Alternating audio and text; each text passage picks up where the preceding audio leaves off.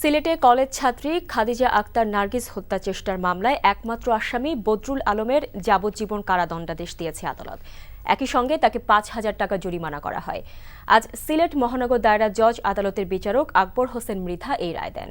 রায়ে বাদী এবং রাষ্ট্রপক্ষ সন্তুষ্ট হলেও আসামি পক্ষ এ রায়কে ন্যায় বিচারের পরিপন্থী রায় হিসেবে আখ্যায়িত করে উচ্চ আদালতে আপিল করবেন বলে সিদ্ধান্তের কথা জানিয়েছে।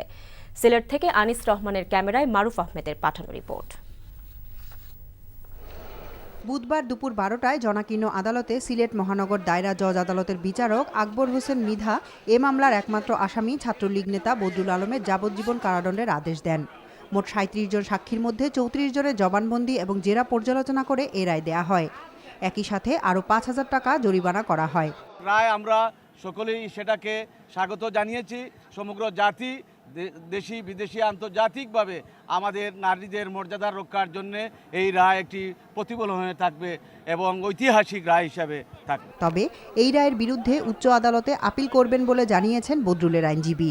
যে প্রেক্ষাপটগুলো তুলে ধরা হয়েছে সেই প্রেক্ষাপটে আসলে বাস্তবতাটাকেই বেশি প্রাধান্য দেওয়া হয়েছে, সেই জন্য আমি অসন্তুষ্ট। আর আমি উচ্চ আদালতে আপিল করব, ইনশাআল্লাহ আমার আসামি খালাস পাবে।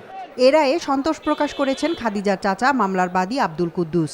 এই যে রায় হয়েছে এই রায়টা আরও দ্রুতভাবে কার্যকর করে, যাতে কার্যকর হয় এই আবেদন আমি রাখছি মাননীয় প্রশাসনের প্রতি এবং হাইকোর্টের প্রতি। ২০১৬ সালের ৩ অক্টোবর এমসি কলেজের পুকুরপাড়ে সিলেট সরকারি মহিলা কলেজের শিক্ষার্থী খাদিজা আক্তার নার্গিসকে চাপাতি দিয়ে কুপিয়ে গুরুতর আহত করেন শাহজালাল বিজ্ঞান ও প্রযুক্তি বিশ্ববিদ্যালয়ের ছাত্র ও বিশ্ববিদ্যালয় শাখা ছাত্রলীগের সহসম্পাদক বদরুল আলম। এ ঘটনায় খাদিজার চাচা আব্দুল কুদ্দুস বাদী হয়ে বদরুলকে একমাত্র আসামি করে মামলা দায়ের করেন। গত ৫ অক্টোবর বদরুল আদালতে স্বীকারোক্তিমূলক জবানবন্দি দেন। NTV news desk.